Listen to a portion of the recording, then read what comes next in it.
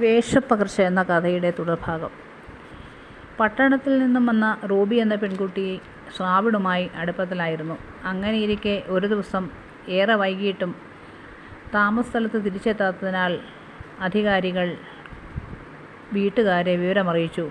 വീട്ടുകാർ ബന്ധുക്കളോടും സുഹൃത്തുക്കളോടും അന്വേഷിച്ചു. ഒരെത്തും പിടിയും കിട്ടിയില്ല. ഒരു വിവരവുമില്ല. ശ്രാവണുമായി റൂബിക്ക് അടുപ്പമുണ്ടെന്ന് പറഞ്ഞ് ശ്രാവൺ അറിയാതെ റൂബി എങ്ങും പോകില്ലെന്നും പറഞ്ഞ് പോലീസ് ശ്രാവണിനെ ചോദ്യം ചെയ്തു. ഒരെത്തും പിടിയും കിട്ടുന്നില്ല. റൂബിയെ കാണാതായതിനു ശേഷം അതുവരെ കാണാതായവരുടെ ലിസ്റ്റ് എടുത്തപ്പോൾ ഭൂരിഭാഗവും ചെറുപ്പക്കാരാണ്. ടൗണിൽ നിന്നും റൂബി ഇരവിമലയിൽ ബസ്സിറങ്ങിയത് കണ്ടവരുണ്ട്.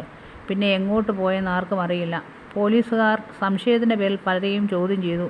എല്ലാ മിസ്സിംഗ് കേസും പോലെ ഇതും എഴുതിത്തള്ളാൻ പോലീസിന് പറ്റില്ല. കാരണം ഇപ്രാവശ്യം അല്പം സ്വല്പം പിടിപാടുള്ളവരുടെ കുട്ടിയാണ് റൂബി. കേസ് പോലീസ് അന്വേഷിച്ചിട്ട് കാര്യമില്ലെന്നും CBIക്ക് കൊണ്ട് അന്വേഷിപ്പിക്കണമെന്നും ആവശ്യമുയർന്നു.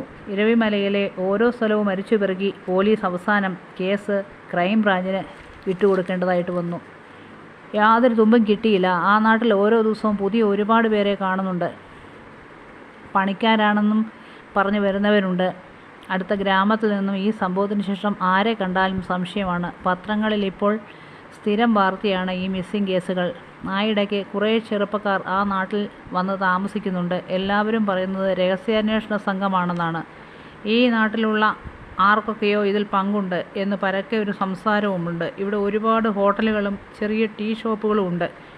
എപ്പോഴും നല്ല തിരക്കാണ്. അലഞ്ഞും തിരിഞ്ഞും നടക്കുന്ന ഒരുപാട് ഭ്രാന്തന്മാരുണ്ട് ഇവിടെ.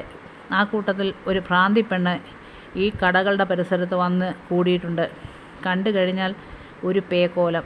രാവിലെ തിരക്കുള്ള സമയങ്ങളിൽ ഈ പെണ്ണ് കടയിലേക്ക് ഓടിക്കയറി വരും. വിശക്കുന്നു എന്നും പറഞ്ഞ് ആംഗ്യം കാണിക്കും. എല്ലാവരും ആട്ടിപ്പായിക്കും. ഒരു മനസാക്ഷിയുമില്ലാതെ ആട്ടി ഓടിക്കുന്നത് കാണാം. എങ്കിലും മനസ്സലിവ് തോന്നുന്ന ആരെങ്കിലും കാണും ഈ കൂട്ടത്തിൽ. അവർ എന്തേലുമൊക്കെ വാങ്ങിച്ചു കൊടുക്കും. തിന്നു കഴിഞ്ഞാൽ പിന്നെ ആ കടത്തണയുടെ മൂലയ്ക്ക് ഒറ്റ ഇരിപ്പാണ്. ആരോടിച്ചാലും അടി കൊടുത്താലും തെണ്ടിപ്പട്ടിയെ പോലെ അവിടെ ചുരുണ്ടുകൂടും. പട്ടണത്തിൻ്റെ പുറത്തേക്കും കാണാതായവരെക്കുറിച്ച് അന്വേഷണം നീണ്ടു. ഒരറിവുമില്ല. ഈ നാട്ടിലുള്ള ആർക്കെങ്കിലും ഇതിൽ പങ്കില്ലാതിരിക്കില്ല. ചായക്കടയിലും ചന്തയിലുമൊക്കെ നിത്യവും ചർച്ച ഇതിനെക്കുറിച്ചായി. ഓരോരുത്തരും അവരവരുടെ സൗകര്യത്തിനനുസരിച്ച് കഥകൾ മെനഞ്ഞുകൊണ്ടേയിരുന്നു. പല പുതുമുഖങ്ങളെയും കാണുമ്പോൾ നാട്ടുകാർ കൂടിയെന്ന് പറയുന്നു. ഇത് രഹസ്യാന്വേഷണ പോലീസുകാരാണ്. ഏതായാലും ചൂടുപിടിച്ച ചർച്ച അരങ്ങേറുകയാണ്. പരക്കെ ഒരു സംസാരവും നടക്കുന്നുണ്ട്. സേവ്യറിന് ഇതിൽ പങ്കുണ്ട്. സേവ്യറിൻ്റെ മക്കൾ ഇത്തിരി വശപ്പിശകാണ്. അങ്ങനെയൊക്കെയാണ് കാര്യങ്ങളെങ്കിലും സേവ്യറിന് യാതൊരു കുലുക്കവുമില്ല. സേവ്യറിനെ കണ്ടതേ ഭ്രാന്തിപ്പെണ്ണ് ഓടി വന്ന് വട്ടം പിടിക്കുകയും കയ്യിലിരുന്ന വണ്ടിയുടെ താക്കോൽ തട്ടിത്തെറിപ്പിക്കുകയൊക്കെ ചെയ്തു. സേവ്യർ ആ പെണ്ണിനെ ഓടിച്ചിട്ട് പിടിച്ച് പൊതിരത്തള്ളി. അടികൊണ്ട് ചുരുണ്ടുകൂടി ആ കടത്തിണ്ണയിലിരുന്നു. സത്യത്തിൽ ആ ഇരിപ്പ് കണ്ടാൽ കഷ്ടം തോന്നി. അത് കണ്ടു നിന്ന ഒരു ചെറുപ്പക്കാരൻ സേവ്യറിന് നേരെ കയർത്തു. എന്തിനാണിങ്ങനെ അതിനെ ഉപദ്രവിക്കുന്നത്? അതിന് തലയ്ക്ക് സ്ഥിരമില്ലാത്തതല്ലേ? എന്തിനാണിങ്ങനെ ഉപദ്രവിക്കുന്നത്? സേവ്യർ വണ്ടി വിട്ടുപോയി. ചായക്കടക്കാരൻ ജേക്കബ് ചേട്ടൻ ചായ അടിക്കുന്നതിനിടയിൽ തൊട്ടടുത്തുള്ള ബാർബർ രാജപ്പനോട് പറഞ്ഞു, ആ പെങ്കൊച്ചിനെ ഇവിടെയുള്ള ഭ്രാന്തന്മാർ ഒക്കെ ചേർന്ന് എന്തോ ചെയ്തതാ. നമ്മൾ പറഞ്ഞാൽ നമ്മൾ കുറ്റക്കാരാകും. പ്രമാണിമാരല്ലേ? ഇപ്പോഴത്തെ തന്നെ കണ്ടില്ലേ ആ വെളിവില്ലാത്ത പെങ്കൊച്ചിനെ കാണിച്ചത് കണ്ടോ? ദൈവം പോലും പൊറുക്കുകയില്ല ഇവനോടൊക്കെ. ഈ മുഴുത്തവന്മാർ ഒരു നേരത്തെ ആഹാരം പോലും പാവങ്ങൾക്ക് കൊടുക്കുകയില്ല. ആ പെങ്കൊച്ചിൻ്റെ പാത്രം എല്ലാം എടുത്തെറിഞ്ഞത് കണ്ടില്ലേ?